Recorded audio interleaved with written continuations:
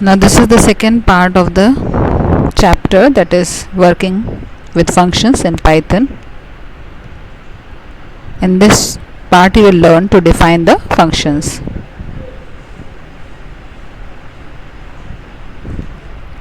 Now first of all, the def keyword, def keyword is used to define the function.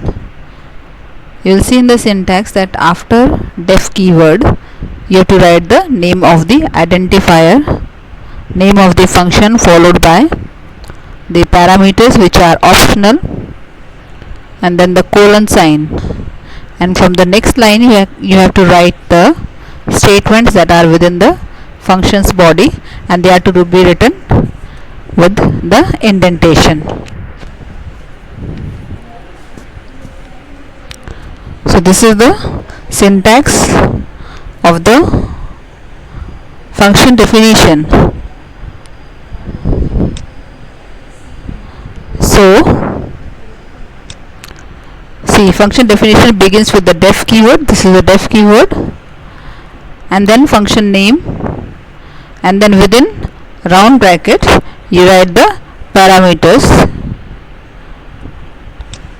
These parameters are optional, and this is the colon sign, so this forms the function header, and with this indentation the statements will be written, and these statements which are indented within the function header will be the body of the function, and they should define the purpose of the function. Whenever you are asked to define a function, you are given a purpose, so that purpose should be solved from these statements. This is an example. See, def is the keyword, details is the function name, and no arguments here, so parenthesis is empty. Empty means no argument. This whole is known as function header. Now these are certain set of statements. These statements must be clear to you. This is to print details of a student. So all these statements, they are indented within the function header, so they form the function's body. This is one more example. Def sum. This is the screen of the Python idle, so you can see the colors in which the different elements of the Python statements are displayed. The A is the variable name, int input. So the statements are same, only the thing changes here is the first statement, that is the function header, and the same statements, they are now written under this function header. So rest of the programming part is same, only this one is new in this chapter. So don't get confused here. Write the programs as it is with the function header. So this is again a second statement to input the second number. This is the statement to find sum of two numbers, and this will print sum of two numbers as C. So if we execute it, you will get the sum of two numbers, but this is only function definition. Execution of this will not give any output, because the function requires a call statement, then only it will execute. This is only function definition. So definition means it will only define, it will not execute, it will not run the function. For getting the output you have to run the function. That I will tell you after some time. Now calling or invoking the function. To invoke or execute or call a function, all these words are same. Invoking, executing or calling a function, you require only the name of the function. You can see function name and the round brackets here. For example, in the previous two example, function names were details and sum. So you will write detail empty brackets to call the details function. Similarly, sum empty bracket to call the sum function. Now how to write it, that you will see now. See, this is the complete program. This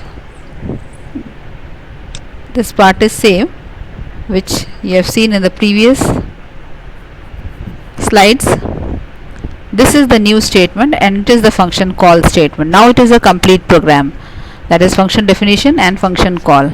So this is the statement that will invoke or execute the statement, and you will get this output because it is simple print statement to print roll number, name and class. It will print these details and you will get the output. It is only because of this statement. If this statement is missing, you will not get any output.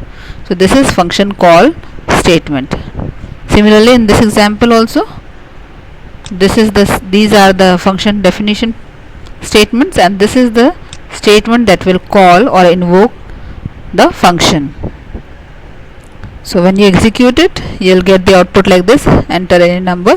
Suppose you entered 3, again it will ask for the b, that is 4, and it will print c as sum of a and b, that is 7.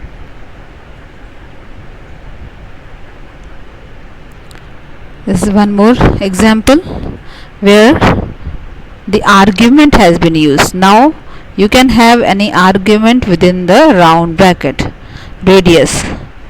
Now you can use this variable here, like area of the circle is 3.14 into radius to the power 2, that is radius into radius, and then return a. Return a means this function is not printing this value of a in the function's body. Instead of that, it will return this value of a to that part of the program where the area function will be called or invoked, and it will also demand an argument, that is a value which will be assigned to radius. Now this statement, that is r is equal to, this statement r is equal to float input enter radius, that is this is out of function's body. So the execution will begin from this. So it will first input, it will give the message enter radius, and whatever radius you enter, it will be stored in r.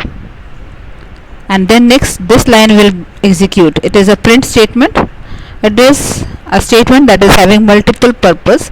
First is it is to print, and second is it is also having a function call part. See this area with round bracket is a function call statement. When you write function name with round bracket, it is a function call statement. When you write def function name, then it is function definition part. So when you use user defined function, they are used in two parts. First is function definition and second is function call. So here it is, the function has been called, and what are you passing? You are sending r. So whatever you input entered here in this statement, it will be passed. Suppose you enter 7, so it will be area 7. Now where the 7 will go, it will go to the function definition part, that is here. It will go to this part, and then that r will be assigned to this radius variable.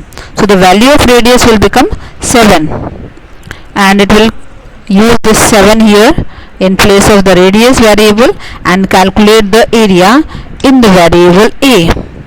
Now whatever area has been calculated, it will be returned, and then return means it will come back again from this part to the part from where it went. So this is again to return back to the same position. So it went from this part to this part with the value 7, and then return statement, it will bring it back to the same part of the program from where the function call was executed. So in that case, it will print the area as 153.86.